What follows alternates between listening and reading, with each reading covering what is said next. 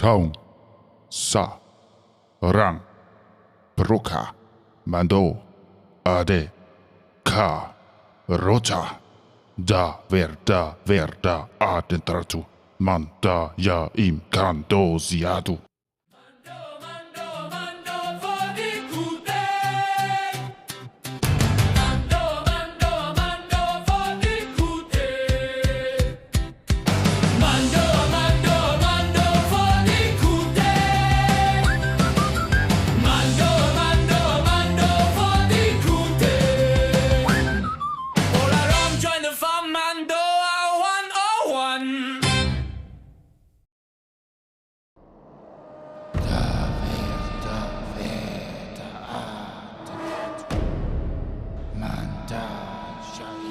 The ash of the tongue beats strong within the Mandalorians' hearts. We are the rage of the Shadow Warriors, the first great sons of Mandalore. Let all those who stood before us light the night sky in flames. Our vengeance burns brighter still.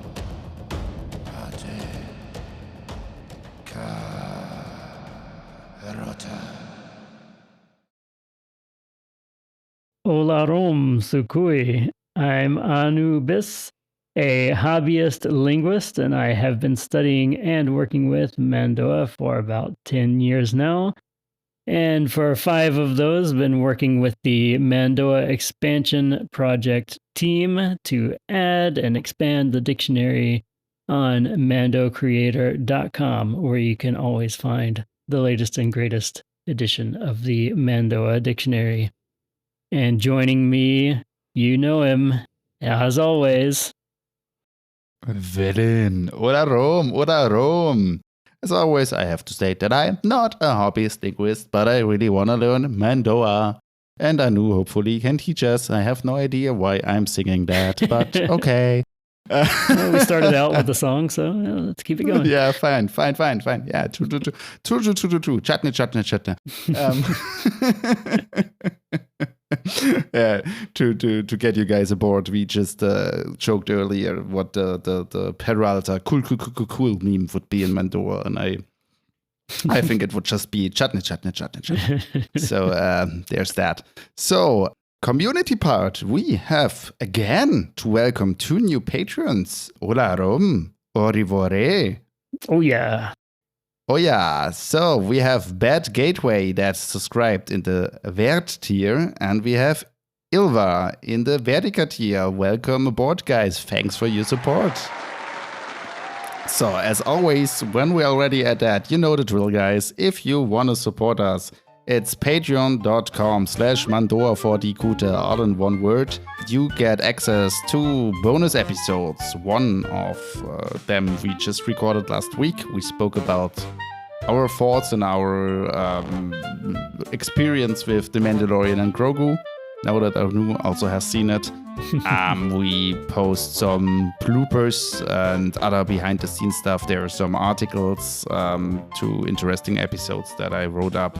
And of course, you get access to our Discord community. So, enough of the commercials here.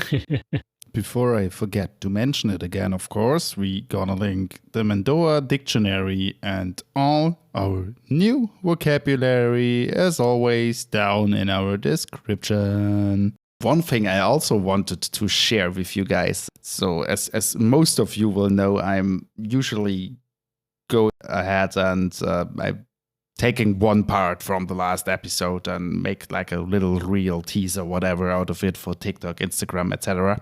And one of the last episode ones was the bit about the Evox, and we had just a sharp, hilarious comment from a listener. That was, "I am the Lorax, and I speak for the trees, and for some sharpler reason, they speak Evokese." I just loved that one. It was just so subverting expectations, because I was like, yeah, what's the Lorax thing? And so, oh, lol, that's hilarious. Now we need some Mando style Dr. Seuss books. That would be amazing. That was, yeah. So thanks to the General Grievous for that gem. Also, as always, just want to real quick state, if you want to support our project in another capacity, we are always thankful for ratings on the platforms we are on, Speak, Spotify, Apple Podcasts, Audible, YouTube, etc. So you guys are the best. Most of you already do that. So just wanted to put it out there. With that out of the way, I think we just can go into our intro sentence or intro song that time. Yeah, this time it's a verse from Dha Werda Verda. Exactly. And I don't think we have to repeat this one. I'm sure if you're listening to this podcast, there's a pretty high chance that you have listened to Dha Werda Verda quite a few times already and are quite familiar with that verse. But we will go ahead and just talk about what it means, and we'll go into where it comes from and get into the meat of it here. So the first line there, Taung sa rang broka Mando'ade karta. So this is the ash of the Taung beats strong within the Mandalorian's heart. And you will notice that probably less than half of the words that in that translation were actually there. The song lyrics are given a lot of freedom to cheat when it comes to the actual meaning that they're supposed to convey. Fair, yeah. So just take these translations with a grain of salt, and knowing that they are not one-to-one exactly. They're kind of romanticized, I guess. Dha Werda Verda adin tratu. We are the rage of the warriors of the shadow. Manda'yaim kandosii, the first noble sons of Mandalore. And we changed it up a little bit here from the original, where they threw in Corcusant instead of Manda'yaim, just to relocalize it to Mandalore. But what we're going to be talking about today does seemingly originate from Corcusant. So does the myth tell. Yeah, that's right. We are going to be talking about the ancient progenitors of Mandalorians, the Taung. Yes. Everyone's favorite humanoid lizards, basically. Monkey lizards, I guess. I don't know. Yeah, according to the law, there are primates, but they for sure look a lot like some kind of lizard, to be honest. Yeah, they're an interesting creature for sure. Maybe those are the lizard people from the Hollow Earth. Who knows? Yeah, so speaking of their outward appearance, so to say, let's get that out of the way. Let's describe how Taung looks, everyone. As Anu already said with the Dha Werda Verda, many of you will already be familiar with the look, but for those that aren't, the Taung are, as I said, a humanoid species, bipedal. So, yeah, guess sentient simians, it says. They have grayish skin, greenish-grayish skin color, and yellow eyes. The eyes in most depictions appear to be somewhat reptiloid. Yeah, or cat-like even. There's like a tiny pupil, but it's mostly just all kind of a solid yellowish color, it seems. Most depictions also seem to have it like a little slit-like pupil. That's why I'm like, yeah, whatever. We will never know. They are as of now extinct. Shocker. I hope I didn't spoil you there, but like that's the current state of the canon, at least. Yeah, and of course they were originally, I guess, running around on Coruscant some 200,000 years before the BBY, 200,000 BBY. So extraordinarily ancient here. Corcusant was not even Corcusant back then, but Notron. Yeah.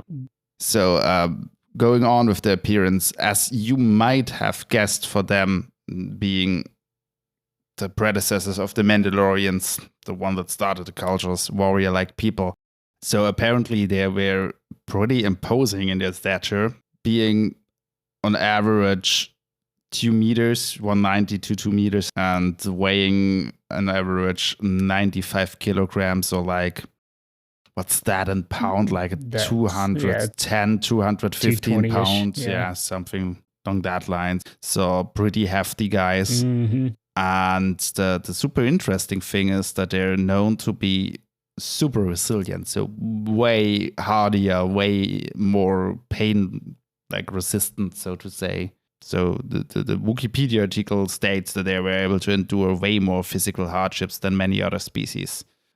Yeah. Then they also, going back to be humanoid and also being primates, they have 5 fingers, but with sharp claws. Mhm. And what makes many compare them, at least loosely, to the Klingons from Star Trek is that they have like a skull, like a bony ridge on their skull.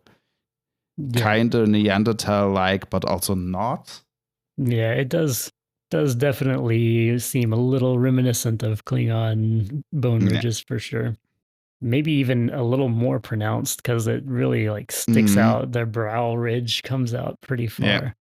Where the Klingons just have this protrusion, for them it's really a ridge, right? Yeah, it's like a whole plate on their forehead, basically. Yeah. Kind of reminds one of a turtle or something, even. Mhm. It actually makes So- me think of like predators from Predator. Yeah, how they have that almost like separate plate. Yeah. I think you can make that comparison. They kind of look like a predator without really ugly mandibles. Yeah. You know. One thing that comes to mind if you see that forehead is that maybe the whole Mishmureische headbutting Keldavikiss thing that the modern Mandalorian do probably also goes back on them. Mm-hmm. Yeah, it So- would make some sense with that crazy forehead ridge bone for headbutting to Yes. be like a cultural thing before helmets existed. Yeah. I mean, yeah, exactly. But like that transferred to the later helmet wearing Hmm. Mando'ade, so that would make sense. So the life expectancy of a Taung is up to 85 years. So also pretty similar to humans, if not even if you go from baseline like prehistoric humans, maybe even a little longer, so to say. Hmm. And they are considered children until the age of 6. They are considered an adult when they turn 13 Interesting. and are elderly when they reach 46. So kind of a accelerated. Oh no, I'm sorry. I made them sorry. Yeah, no. The middle age was 46. Yeah, sorry. Yeah. They are considered elderly from the age of 65. Yeah. It's kind of a little bit accelerated growth, I would say, compared to humans. Yeah, A little bit, sure, just a little bit. But also, yeah, like culturally speaking, when you go back to Middle Ages and like ancient warrior cultures, also Yeah, there true. you would be considered an adult with 11 to 13 most of the time. Yeah, that's true. Yeah. So I guess it could also just be it doesn't state they're grown there. It's just like they're considered to be an adult at that Mhm. point. So that would make sense to me. Well, it's also an interesting little bit that there apparently are no records of Taung being force sensitive. Hmm. So make of that what you will. Right. So, Um, so let's talk a little bit about their culture and religion as well, I think. be good Oh, to yeah, the get religion into. part. Mhm. So similar to the Mandalorians that they would later become, they were nomadic and clan based, so that carried over. They tended to honor the veterans from successful campaigns, promoting them to chieftains and leaders, which of course they also were. They also had a Mandalore back then, of the same meaning there, the sole ruler in the ancient Taung language that would later become Mando'a. Um, just to go on a brief tangent about the language there as well. We mentioned that Corcusant back then was known as Notron. So there is a whole, I guess you could call it dialect, but it's really just kind of the precursor language called the Notron Cant, which is, out of universe talking here. It's basically just kind of German, interestingly enough. It's a lot of just directly pulled German words for some reason. And some mashed together with Mando'a. It's a really awkward thing to try to figure out and translate because it's was never intended to be translated, but that is also kind of accurate to what you might expect for something that is a couple 100,000 years old. There's not going to be much to go off of to actually be able to translate that. We have trouble in real life with languages that are, tens of thousands of years old, so much less hundreds of thousands. Yeah, just from what you were saying, you remember there are some cool videos on social media that try to emulate how, for example, like Proto-German would have sounded for a modern German speaker. Mm-hmm. And then it goes basically progressively back, like Middle Ages to tribal Germanic people, whatever. And you really can, going like only like a 500 years back or something, Mm-hmm. you kind of still can understand it, but the farther it goes back, it's just gibberish to me. Even if it's German speaker. And I think probably the same with English when it was more Germanic influenced. Yeah, learning reading Beowulf in school it's usually required reading in the US at least.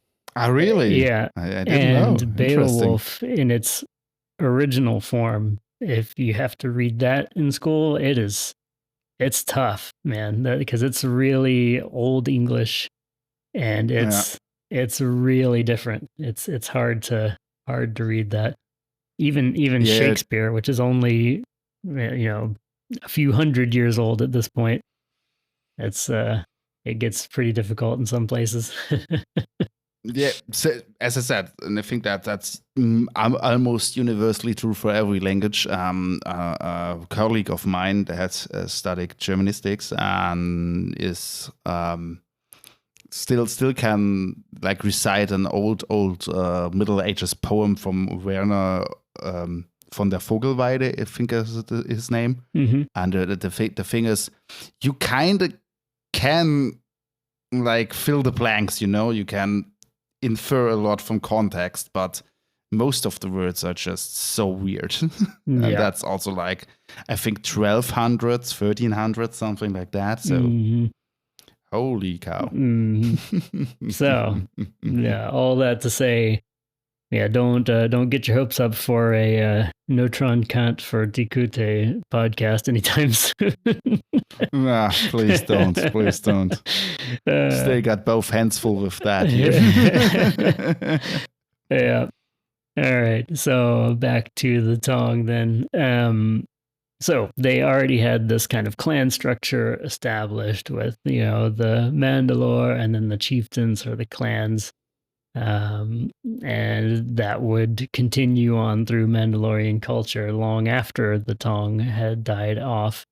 This pragmatic approach to life was that Mandalorians also kept was already there for the Taung, but they were also quite ruthless in their culture, which we also see in Mando'ade at some points in Mandalorian history.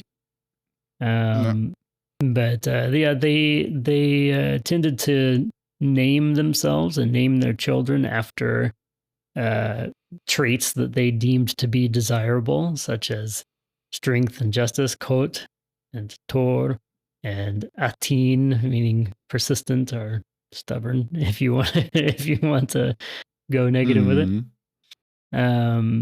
Yeah, they were already a warrior culture above everything else. They were combat centered, but they had kind of a religious reverence to war, and they even had a god that they worshipped called Kad Harangir, the god of destruction. Yeah, kind of a cool name, honestly.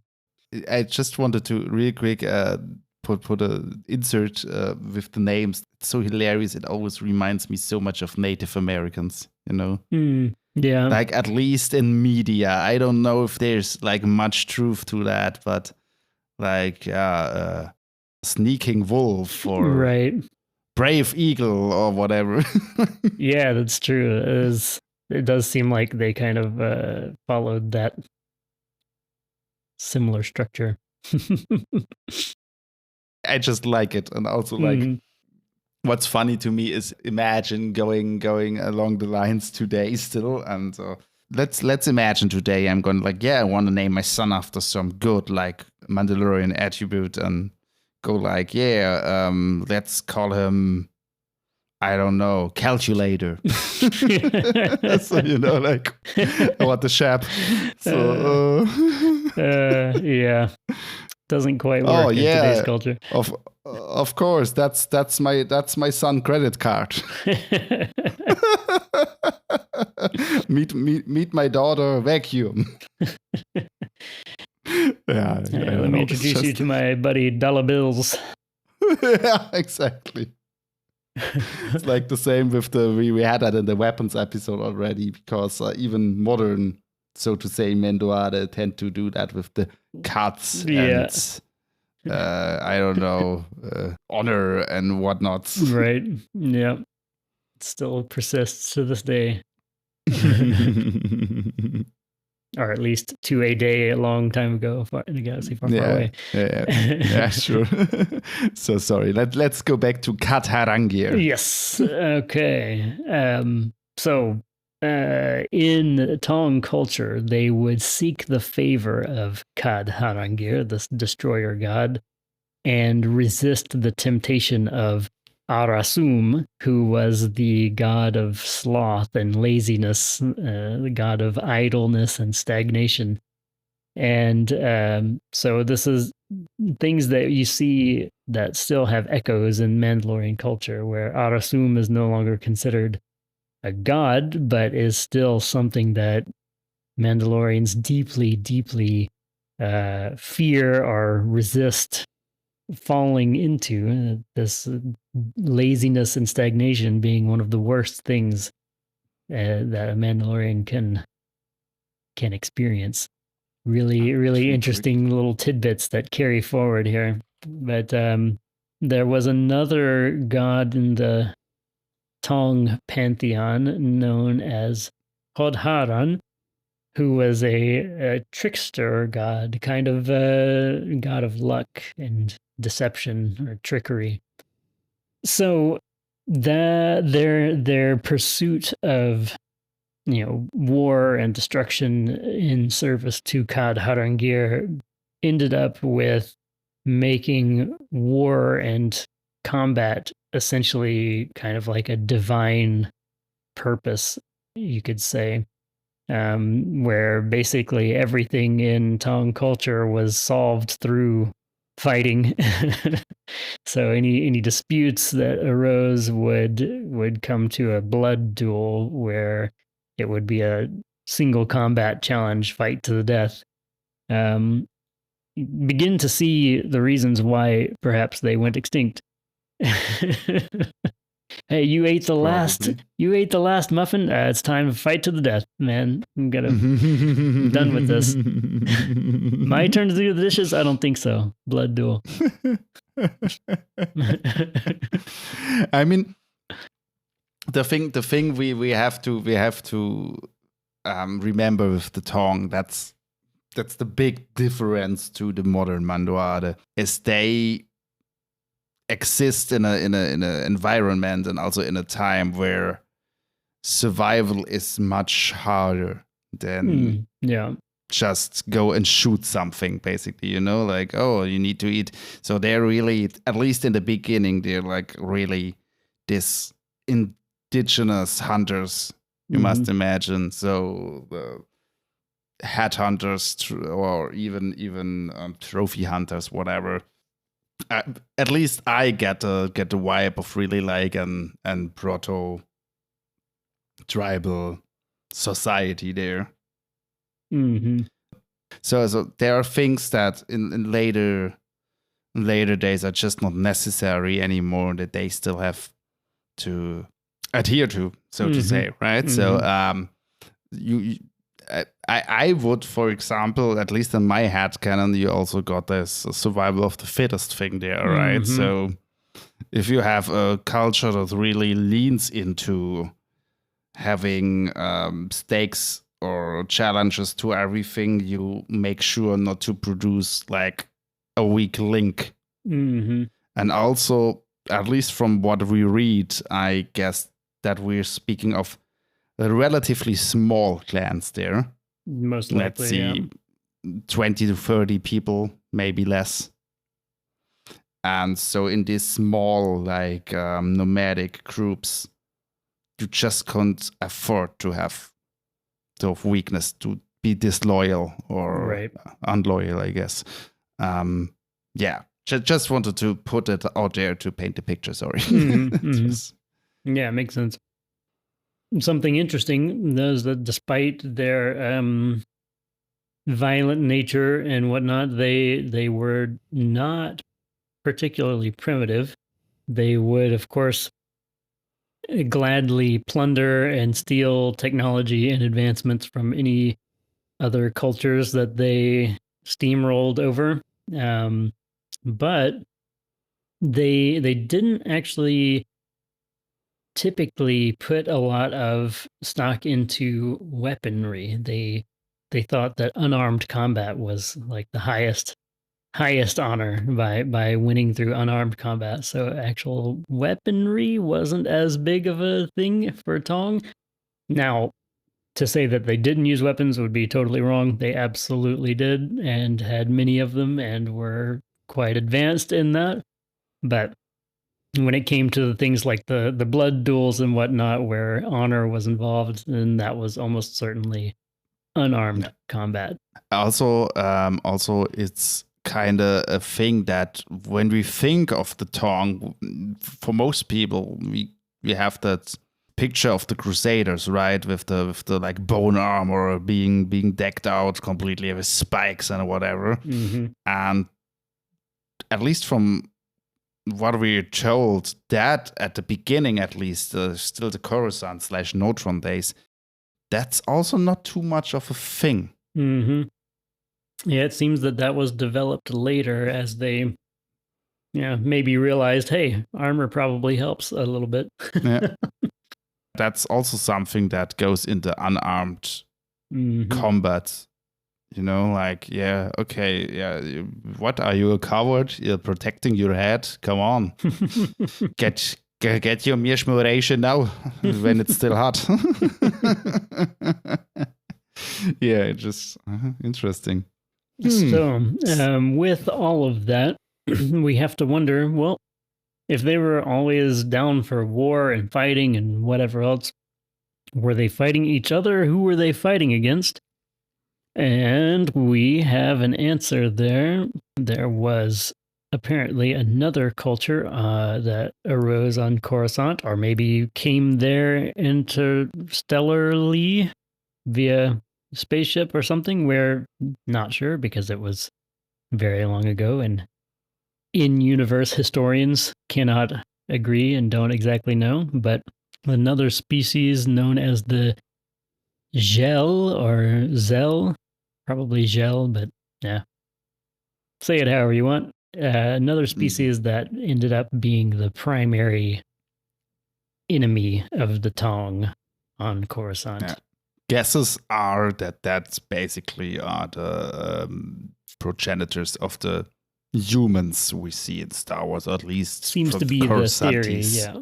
What we know that the shell, however, had like 13 tribes, and they also settled Coruscant. And while the Taungs and them, so to say, kind of coexisted for a while, over time they erupted like a struggle for control of the planet. I'm also getting the feelings because the ancient humans were not living that nomadic lifestyle that the Taung lived. Mm-hmm. They probably reproduced faster and in greater numbers. Yeah. The Taung and the cell like got to it again and again, and though the cell outnumbered the Taung were pretty ferocious, and at some point they got help by nature, you could say. So there was a big volcanic eruption, and that brought so much devastation to the cell and the ancient Coruscant, so to say. Just a blanket of ash completely blotting out the sun. Exactly, like the ash blocking out the sun, everything getting really dark. And that's also where we get this Dha Werda Verda phrase from, basically. The warriors of the ash, the warriors of the shadows, because everything was pretty darkened down. And so the Taung made that their advantage. Yeah, with their gray skin blending in with the ash was a huge advantage for them. So the light was almost blocked out for 2 years. That time frame, the Taung brought the cell to the brink of defeat, basically. But as it goes, nothing can last forever. So the victory over the cell was doomed to be a fleeting one, and over time the cell eventually got a foothold again, managed to win back control, drive the Taung back, and as we said, the Taung are not against technology, but they're also not like the biggest tinkerers themselves, maybe because of their nomadic lifestyle. We don't know exactly. So at some point, the Taung are in such a pickle and also so depleted that they flee off-world, basically. Mm-hmm. So that tells us that despite they not being like incredibly technologically advanced, they seemingly were able to be spacefaring. So, and including with faster than light travel, because they went to a whole other system. Yeah. So they first land on this planet of Troan in the Outer Rim, where they spend some time, and it seems a longer time, but we don't get too much detail on that. Until the first Mandalore we really know of emerges, Mandalore the First. Yeah, I guess we don't know exactly how long this whole battle and war between the Gel and the Taung took, like how long they were on Notron or Corcusant before being driven off exactly. But we do know that Mandalore the First came around about 7,000 BBY. So we're talking about, 190,000 years of time. Something along that lines, yeah. Yeah, so a long span of time. Yeah, that's one thing that kind of always bothers me with that story. It's just not too so long. fleshed out. Yeah, it's just too long of a span. We don't really get any like battles, or there is a rumor of a Taung last stand on Coruscant, but also we don't get any details really of that. So.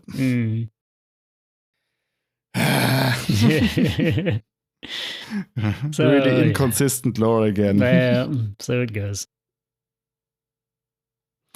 So, but what we wanted to get at, like around 7,000 BBY, Mandalore the first emerges and leads the Taung to seek a new homeworld, because apparently that ruin planet was not too much of a happy place. Yeah, it is. It is still a planet that is important in current lore. It has some. At least it has some entries in current lore where there's been some things going on. But yeah. But apparently the planet is also tidally locked. So yeah, not the best place to grow a society or a culture. For everyone that's not aware, like a tidally locked planet means it doesn't have like a sun or a moon that it circles or that circles it. Yeah, it has the sun, but one side is always pointed at the sun. Yeah, right. So it's just going in such a trajectory that it's always one half is always bright and the one half is always dark. One thing that's also kind of a possible reason why the Taung stayed en route for that long is that it's apparently really hard to navigate to, because it's, for one, lies in an asteroid field, and for two, there is apparently a kind of a mist, massive interstellar dust cloud. The cloak of the Sith. Yeah, the cloak of the Sith. So, and also something that's just interesting, even if that's not something we get more on. It's apparently pretty close to Ryloth, where the Twi'leks hail from. Mm-hmm. So later on, when the Taung long left, it populated by humans and a lot of Twi'leks, apparently. So there's that. But at some point, we don't get any details on it, why and how and why then. But Mandalore the first emerges as Solus Mandalore or Soluk Mandalore. I think it's Soluk Mandalore. Te Mandalore Soluk, is it? Solish, yeah. Solish. Te Mandalore Solish, yeah. So that's the first real modern day sense, however, Mandalore. And they leave Rune. And I mean, we all know where they land next, right? Yep. So there's this nice planet that seems perfectly inhabitable, and what could go wrong? Enter mythosaurs. So that's for everyone that was not aware until now, that's the reason why we have the mythosaur as the symbol. Yeah, as they landed on Mandalore, finally finding a planet that they didn't have to fight over with another sentient species. And then they still had to fight over it because these giant creatures were a problem, apparently. I personally have the feeling that they were like, oh, nice! Just like home, a Death World. Nice. Oh. Yeah, maybe so. I mean, we are told that they like challenge, and yeah. So I guess I always have to think of the like large game hunters, basically. You know, right. like nice. So what our ancestors did with mammoths. Yeah, pretty much. Yeah. They basically did with the mythosaurs.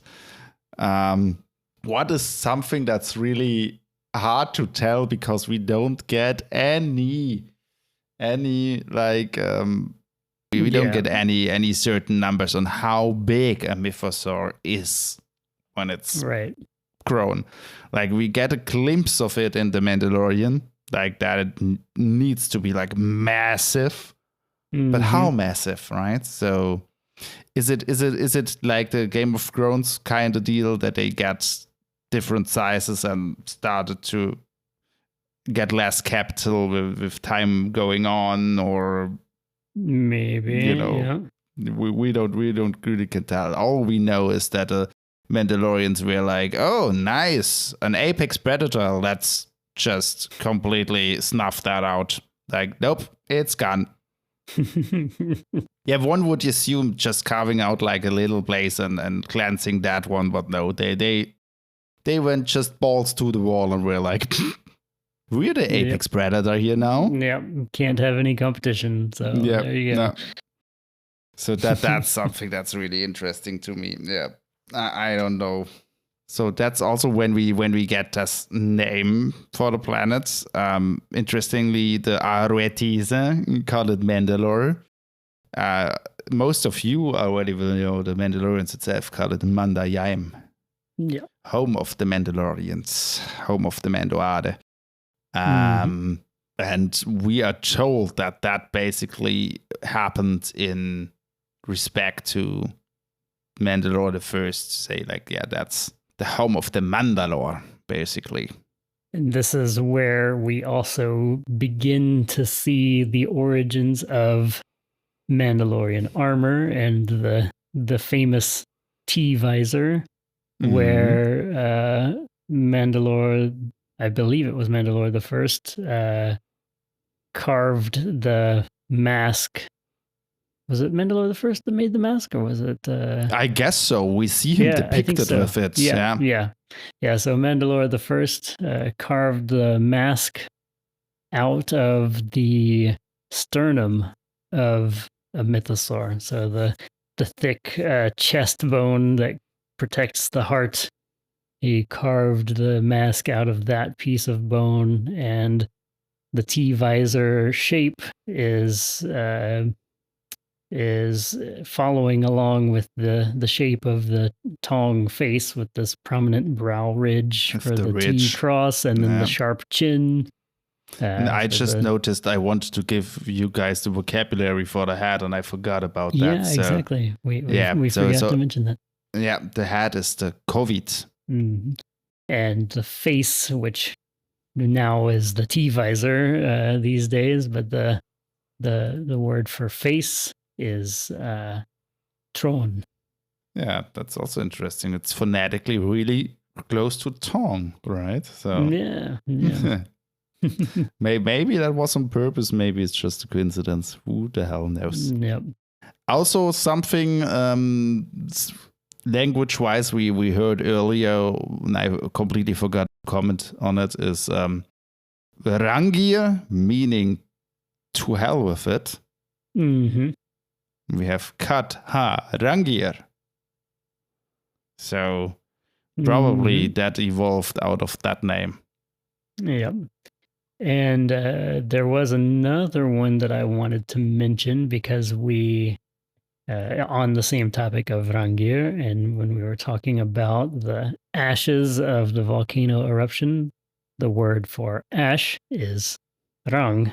So there you have, Rangir, and Ha Rangir is essentially, completely destroyed, burned to ash. Is what we're going for here. So yeah, that's something super interesting. So as we said, the Mandalorians start to build armor out of the mythosaurs and weapons, because they noticed that material mythosaur bone is super strong and durable. And I guess they don't have found the Beskar and its properties yet. Mm-hmm. So that's the first set of armor we get. And as Anu said, like at least the T-Visor is one of the things that already has his origin there and contributes to our iconic look of the Beskar. Mm-hmm. But as we can hear from the word, probably Beskar, the armor itself was something that came around later. Yep. And we, speaking of vocabulary, there are a couple of words that are not yet published in the dictionary, but interestingly missing from the original dictionary, are words for, T-Visor, faceplate, or mask.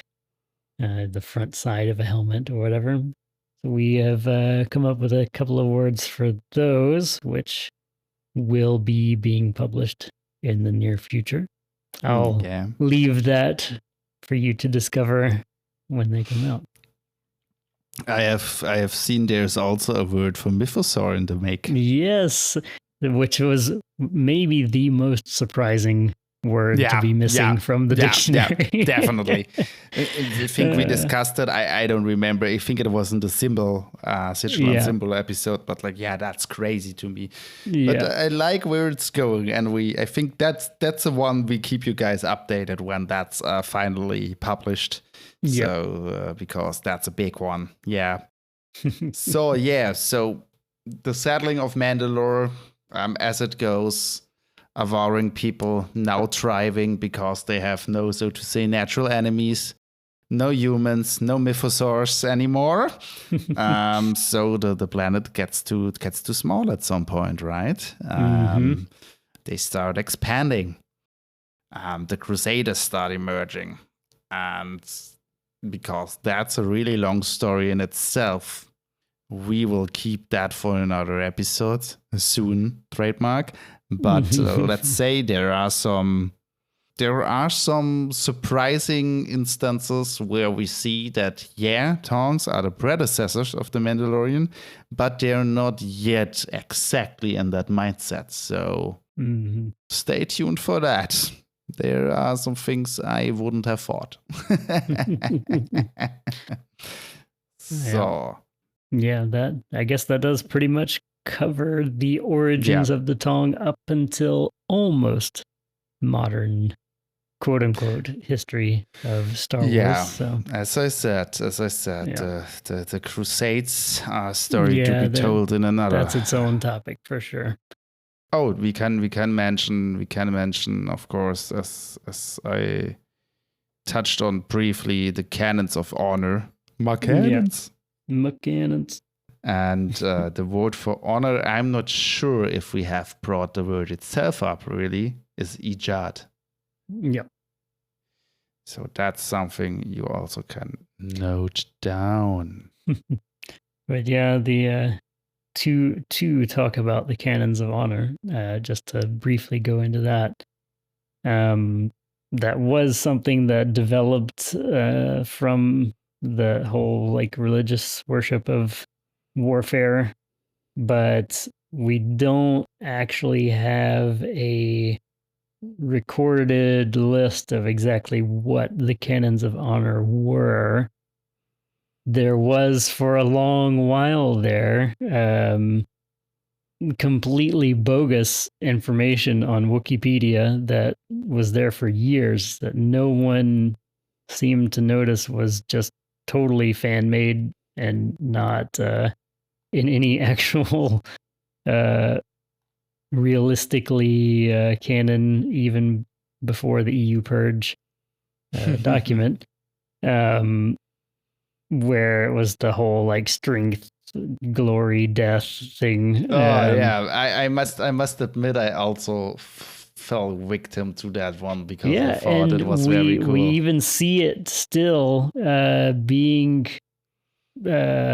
perpetuated a little bit in The Mandalorian season 3 when the Night Owls have their banners at their camp.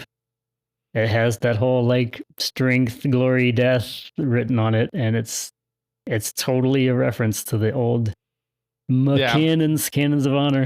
Cannons. So it became such a meme of people coming in and talking about the canons of honor that the cannons became a meme because it was just so prevalent. But thankfully, due to the efforts of some of my Karamit Vode editing that Wikipedia article and calling out the bogus source, that has been removed from Wikipedia. So hopefully nobody else falls into that trap. Yeah, I mean, I'm getting a little Ihan about it because it was cool, but as you said, it had no basis in lore, unfortunately. Yeah, it was cool, but also like mega edgy. Yeah, true. But it was kind of poetic too, so Yeah. whatever. That being said, I could totally see that being the case for the Taung because they were Yeah, like their whole culture was mega edgy. So yeah, true. True. So we also would have karut, where we spoke about rang. Karut would be smoke, so that would probably also be something that goes into that direction. Another thing that we also get in the Dha Werda Verda, if I'm not mistaken, is katra, the night sky. Yeah. Something we can mention or something we can give you guys in the sense of being nomadic people. The Taung even more than the later Mando'ade is a camp would be Dab Ika. Mm-hmm. One thing we had earlier that made me wonder, and I forgot about it again. So Arasum and Darasum are obviously intertwined, but are you aware of the exact etymology, the word root? What was first? I think it was. So I would say that Arasum probably is the one that came first because it was the ancient god of sloth and laziness and stagnation. And then Darasum kind of being the inverse of that. The Dar Arasum, not the opposite of being stagnant, but still it still carries that idea of eternity, the sum part, the carrying on beyond forever. Yeah, that's why I asked, because I can kind of see both explanations. So we also have a word for to carve, to sculpt, with the first Mandalore carving his mask. So this would be demar. This is to carve, to sculpt. Anu mentioned that the Taung would have like what was the exact term of the duel? The blood duels. Yeah. So, and I don't know if that's meant to be that ancient one, but we have the game of annihilation, the rare challenge of honor with a severe outcome, which would be Geroya Beharan. Literally game of hell or game of annihilation. Yeah. So that goes in that direction for sure. So I think I looked that up, but I don't really get the meaning in Hotharan. We have Hodar for deceive, but what does the Haran stand for? Guess it's just like deception from hell. Okay. Oh boy. Vayi. Yeah, that's about all I got. Yeah, all good. So after having given you guys already some new vocabulary, it's time for the final boss, the Word of the Week. And our word of the week is, Anu, Werlara, which is literally eon song or myth. Since we're talking about these old mythical historical tales. Yes. I thought that was really fitting. And it's also kind of a meme word. That's why we had to provide it at some point, Have you ever heard of the tragedy of Plagueis the Wise? A myth the Jedi wouldn't be likely to tell. Yep. So, yes. But having gotten that out of the way, let's go to last week's vocabulary and your guys' homework. All right. So let's get into it with a few of the entries that you guys sent to us. Thank you again for everybody who participates. And I'm sorry if we don't read yours. We only have so much time to read through these, so we'll pick out 2 or 3 to talk about. So the first one here comes from 502, their first time to send in some homework now that they're all caught up with the episodes, it seems. Thank you for listening through and catching up. So they said, I'll just read it as it is, and then we'll talk about it, as usual. Nu tatugir dajun meg rudinui parjai. Alzicado par ivar labana. They said that this is intended to mean do not repeat a strategy that brought you victory, but prepare for new circumstances. That's a pretty cool quote, I would say. Pretty cool saying. A little piece of wisdom.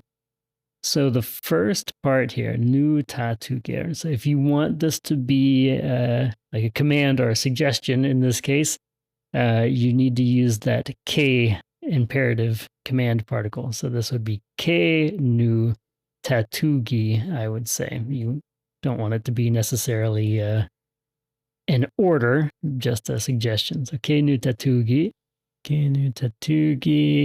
Dajun meg rudunui parjai.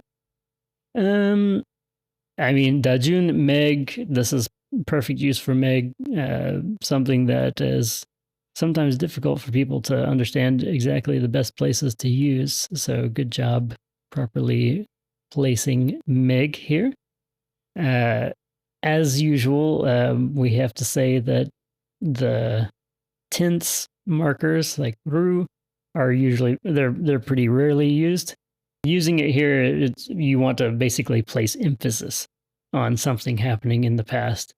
But clearly, if a strategy gave you victory at some point, then it already happened in the past. So probably you don't need to specify with ru. I think that using dinui here is probably okay. A plan that gave victory. Yeah, we'll go with it. I think it works. The only change here being the probably don't need the past marker. Alzicado. Yeah, this seems. Again, you should use the command particle. So quetzicado. So the way that you wrote bana at the end, you probably want to say ban-a instead. You're trying to say prepare for new circumstances or new events, new occurrences. And so the word for event or occurrence is ban. And so if you want to pluralize that, you have ban-a with an e at the end.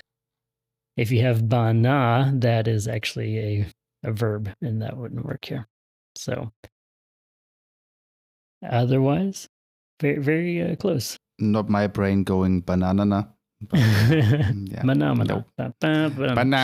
Banana. So no, but like that's at least. Yeah. I always for your like first entry. I would say. Yeah, of course. Nailed it. That's honestly, anyways. really close. And also, like I'm a sucker for this, like a warrior wisdom. So I always like seeing them translated. So thumbs up for it's that a really one. good one. Vari here commented on the on Mace Windu hearing and potentially using Shabwir. So that's great. And for homework, they put in Par ijat baldara sume kote kakanir. Famous last words before jumping off of a Besuluk with a faulty backpack.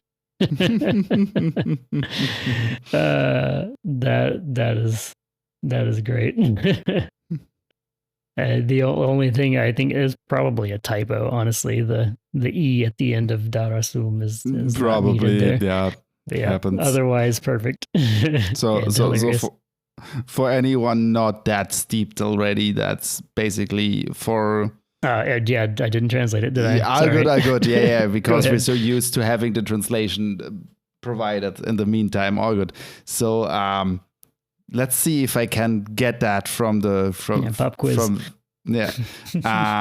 So for everlasting honor, basically. Mm-hmm. Yeah, that's a good point. Like Ijad is honor, Kode is glory in the connotation, right? So yeah, it's basically for honor and eternal glory. Akania to the attack, basically. Yeah. So yeah. Okay. basically calling out the command to go to war, like to war. Yeah. Jumping off. Fair. To their doom. To war. Clearly. Yeah. To. Why would you jump off a perfectly good Vesulik though? Yeah, I mean that's basically I guess that's basically the paratrooper meme there. Yeah. Go. You are the hell away to die. Yeah. we have to translate that song into Mando'a at some point. Oh, that would be funny. That would be good fun, honestly. So yeah. All right.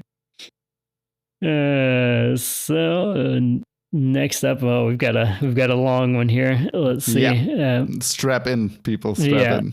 Matt from Master Commander.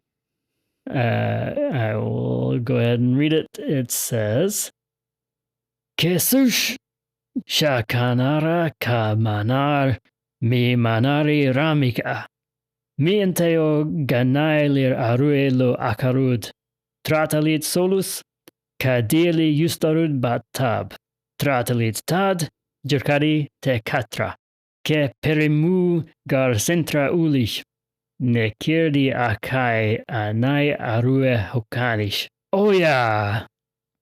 Nice. Always fun to read the long ones. And then let's translate here. Attention! At nightfall, we begin the raid. We must trap the enemy in an encirclement. Good job using the vocab. Team 1 breaches the perimeter on foot. Team 2 attacks from the night sky. Use your jetpacks carefully. Don't stop until every enemy is defeated. Oh yeah. Okay, so let's talk about the grammar here. So I like the translation of attention here. Kesush, which it's exactly correct. It's easy to understand, but just to spell that out here. So sushir is the verb for to listen. And so with kesush, that's essentially like, heads up, listen, or, attention. It's being shortened to kesush because it's used so frequently, it ends up getting squished over time. Anyways, small aside there about the grammar of that phrase. So kesush. Shakanara ka, so at the time of night. That is correct.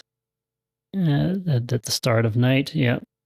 Shakanara ka manar. I would say you probably want to say Shakanara manar be ka. So in this case, you're saying at the time of the start of night. But yeah, pretty close there. We begin mi manari ramika. We begin the attack or the raid. Yeah. The raid. Yeah. Perfect. We want to trap the enemy into an encirclement. Yeah. Mienteo ganailir arue lo akarud. Perfect. Tratalit solus. So Cadillac, you try to so this. I think in this case you're going to want to I guess it doesn't necessarily have to be a command. Yeah, scratch that. This works. So team 1 pierces the perimeter on foot. Yeah, that works okay. The only thing I would mention here is that it's saying on foot as bat tab is not necessarily directly translated from English to Mando'a, but we do have the word bat balut for on patrol. So it could work. Prepositions are always really difficult to translate across language barriers, but in this case, since we don't have anything established that works better, we'll say that it works fine. Yeah, as an informed guess, yeah. So, Team 2, you will attack from the night sky. Yeah, that works. Yeah, that's carefully use your jetpacks. And this is honestly, this is looking pretty good. Yeah, don't stop. It's, yeah, I guess you can use Kirti here like this. I generally think that this is like you're stopping something else. So Kirti seems to be a what we would call a transitive verb, where it needs a target of what you're actually stopping. So I would say that it probably would need to be like only used in situations where, you know, you're stopping something from moving or you're stopping something else. But if you wanted to say like, don't stop your attack, then that could probably work. And Mando'a being pro drop things that are understood, we could say that maybe it was just dropped in this case. So Kirti can work here. So don't stop until every enemy is defeated. And yeah, I think it works. So I would say almost no corrections, just that first one with Shakanara Manar Beka would be the only one. Nicely done. Really nice. Yeah, perfect. That one's fun. Hokanisch, you say? Had to bring it up. How's the redoer? Hokanisch, you say? Oh, God. Yeah. All right. And so for the last one here from our ever faithful Galar Jaren,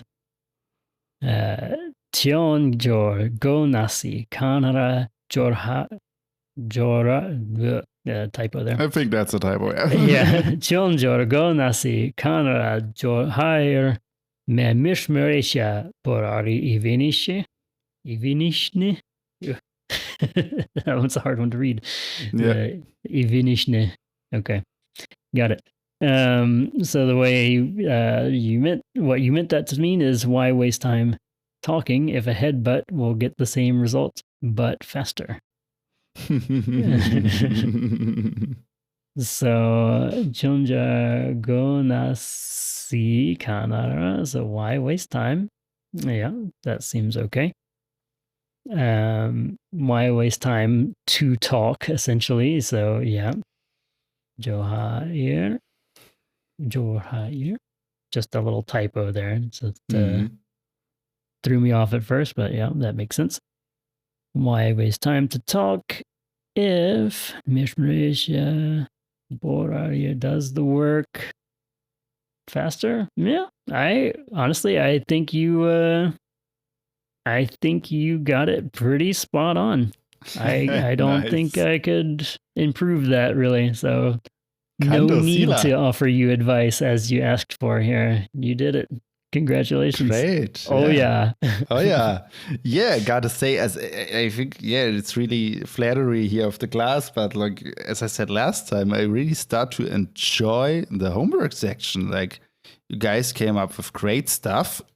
Although it was all the same theme, we got, the same topic, we got some different outcome, which is great, which makes it which makes it interesting and lively. And also you guys providing indirect vocabulary for the vocabulary list for others to learn. So orivore, keep up the good work.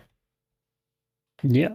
Yeah, it's a lot of fun reading these reading these entries that you guys send us. Honestly, it gives me some much needed practice as well. So yeah, even us old timers that have studied it for 10 years, we still need to practice sometimes. And reading through the things that you guys submit, it's pretty solid work. It even helps me learning new words because kind of the same way as Anu just said.